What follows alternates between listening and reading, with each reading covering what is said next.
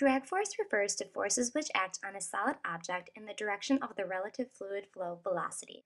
The equation for the force of drag is 1/2 times density times the coefficient of drag times area times velocity squared.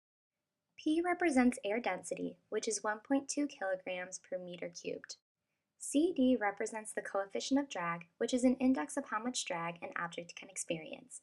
A simply represents the cross-sectional area of the object. V squared represents the speed of the object relative to the fluid.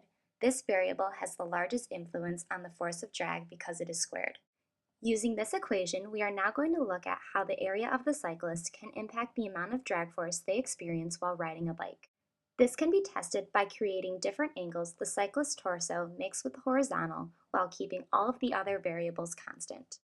An increase in the angle causes there to be an increase in the area of the cyclist, which increases the force of drag that the cyclist will experience. A decrease in the angle causes there to be a decrease in the area of the cyclist, which decreases the force of drag that the cyclist will experience.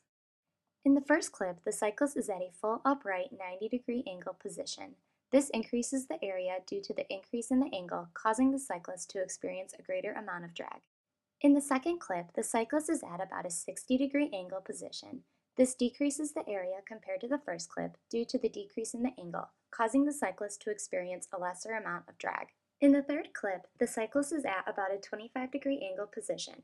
This decreases the area compared to the first and second clip due to the decrease in the angle, causing the cyclist to experience the least amount of drag. Using the equation with area being the only variable manipulated, we are able to determine that the 90-degree angle had the greatest area and the 25-degree angle had the smallest area. Therefore, the 25-degree angle allowed the cyclist to experience the least amount of drag. For application to sports, this allows cyclists to decrease the amount of energy required to exert a faster velocity, which is why professional cyclists perform with a small angle.